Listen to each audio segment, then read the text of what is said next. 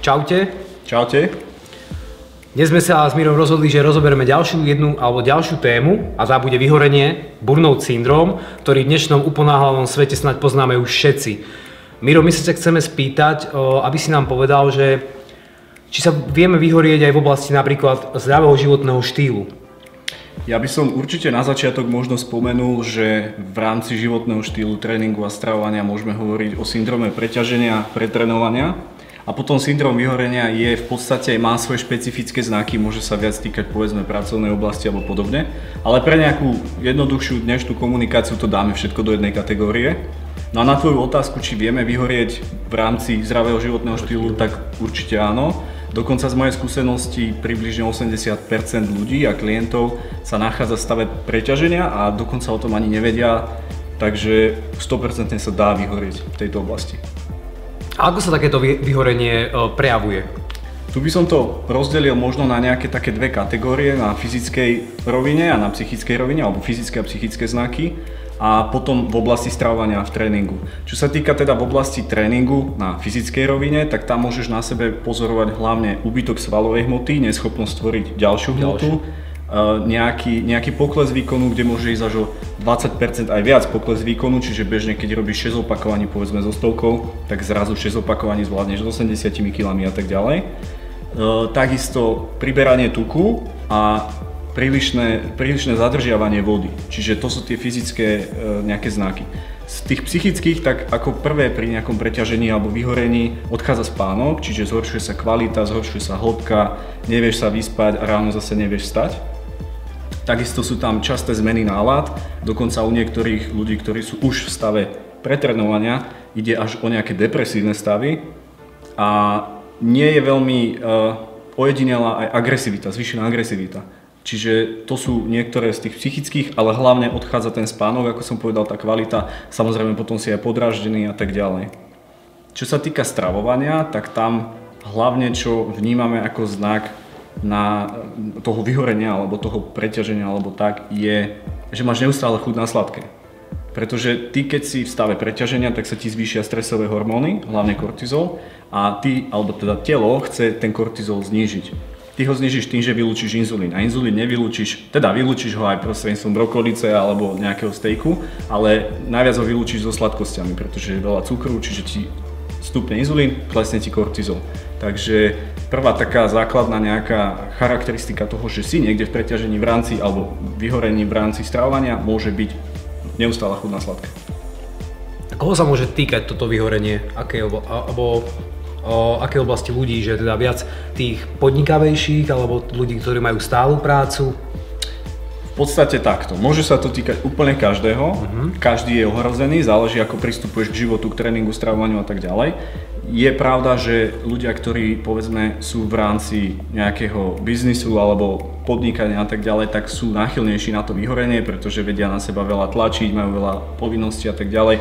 Kdežto človek, ktorý môže byť povedzme zamestnaný, tak má väčší taký priestor väčšinou na ten relax, ale nemusí to byť vždy pravda a práve v tom preťažení, čo sa týka tréningu hlavne, tak tam je ohrozený úplne každý. Taká úplne základná charakteristika, možno ľudia, ktorí sú prirodzene štíhli, majú málo tuku a majú takú užšiu kostru, tak sú náchylnejší na to byť povedzme premotivovaní. A keď je človek premotivovaný, tak stále tlačí, nevníma signály tela a dojde rýchlejšie do toho nejakého stavu vyhorenia a preťaženia. Kdežto človek, ktorý je prirodzene povedzme obeznejší, tak oni sú väčšinou skôr takí leniví. A tým pádom jasné, keď chodíš raz za mesiac do posilky, tak asi sa nepreťažíš. A nielen do posilky, ale rôznu fyzickú aktivitu, keď je šport, tréning, treba športovať. Áno. A dá sa tomuto syndromu aj nejako predísť? Alebo aké sú prevencie voči tomuto? Že teraz viem, že cítim sa vyhorený, ja sám na sebe, a ako môžem zlepšiť, alebo ako môžem odstrániť toto vyhorenie? Tak určite v prvom rade základný také odporúčanie je rotácia, hej, čohokoľvek. Čiže keď povedzme si vyhorený v rámci životného štýlu, v rámci práce, tak je fajn, keď nejakým spôsobom, alebo v rámci života ako takého je fajn, keď si trošku meníš tie aktivity, hej, že aj si zašportuješ, ale aj si niečo prečítaš a tak ďalej. Čo sa týka tréningu, tak variácia je nevyhnutná, pretože cvičiť stále to isté, stále ten istý tréning, stále proste používať ten istý počet opakovaní a podobne vedie väčšinou k preťaženiu. pretože ten nervový systém to vníma ako stres a keď ho stále stresuješ s tým istým, tak postupne to vedie až k preťaženiu alebo pretrénovaniu. A čo sa týka stravovania, takisto rotácia, keď budeš jesť, ja neviem, každý deň 3-krát denne uhorku a kuracie prsia, tak asi dlhodobo ťa to nejakým spôsobom nenadchne a dojdeš proste do stavu, že si poža dosť. Čiže určite rotovať variácie. A vždy sa môžu nájsť typy ľudí, ktorým toto môže fungovať. No tak ty nevyhoria. Že ideš, ty nevyhoria, ty sú úplne spokojní s touto situáciou, hej, že hľadať ten mix je určite tiež jednou zo zdravých foriem, hej, ako nevyhorieť a posúvať sa stále dopredu. A ešte ma zaujíma taká otázka, či existuje nejaký produkt na trhu, ktorý nám vie takisto zabrániť tomu vyhoreniu. Produkt konkrétne. Ako konkrétne môže v stravovaní alebo do tréningu, nejaký suplement. Potravinu? Napríklad potravina to môže byť, alebo nejaký doplnok výživy. Jasné, no čo sa týka potraviny, tak určite všetko kvalitné, lebo kvalitné jedlo, ktoré do seba dáš, tak ti pomôže regenerovať, tým pádom sa dostaneš z toho preťaženia alebo vyhorenia lepšie. Ak by sme hľadali nejakú konkrétnu potravinu, ja neviem, že dáš si greb a zrazu si úplne v inej dimenzii, tak to nie. Skôr by som potom, ako si spomenul tie doplnky, tak tam v rámci preťaženia, vyhorenia a pretrénovania určite magnézium, určite zinok a potom môžu byť ďalšie veci ako napríklad inositol alebo adaptogény a podobne. To sú informácie, ktoré asi nie každý pochopí hneď, že inositol alebo tak si povedal a adaptogény, no.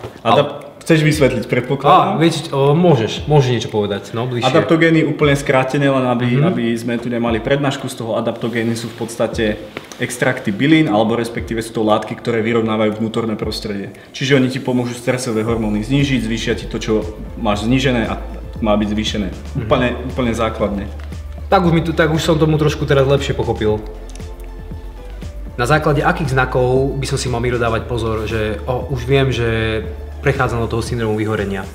Určite prvým základným znakom, ktorý by si mal každý na sebe všímať, je to, že sa ti niečo nechce, ale niečo, čo robíš pravidelne predtým. Hej. Keď necvičíš a nechce sa ti cvičiť, tak si lenivý, není si v syndróme vyhorenia. Ale keď pravidelne cvičíš, povedzme bežne, je pre teba normálne spraviť 4-5 tréningov týždenne a ty zrazu nedokážeš proste sa tešiť, nemáš motiváciu, nechce sa ti tam prísť. A teraz nemyslím, že máš jeden nejaký zlý deň alebo tak, ale dlhodobo máš 3, 4 a viac tréningov takých, že naozaj sa ti nechce ísť a nemáš tú motiváciu, prídeš do posilky, láhneš si na 10 minút na zem a nechce sa ti zvyhnúť, tak to už je, to sa mi stalo mimochodom, tak to už je taký varovný prst, že by si mal vlastne začať rozmýšľať nad tým, že niečo zmením, či nie som už preťažený alebo v stave nejakého vyhorenia alebo predtým. Rozobrali sme si tému vyhorenie. Miro, ešte by si chcel niečo povedať k tejto téme? Určite by som rád upozornil ľudí na to, že ak na sebe cítia nejaké tie znaky vyhorenia, preťaženia alebo pretrénovania, tak je určite vhodné zakročiť čím skôr, pretože veľakrát sa stáva to, že človek nechce sa mu ísť na tréning, má to tak 3 mesiace, zhoršuje sa mu kvalita spánku, nenaberá svalovú hmotu, ale pokračuje stále ďalej, nezačne to riešiť dostatočne skoro a potom sa ťažko z toho dostáva. Čiže určite je vhodné začať riešiť, ak cítim na sebe nejaký príznak, čím skôr. My vám ďakujeme za vašu sledovanosť a tešíme sa už na ďalšie témy. Čaute. Čaute.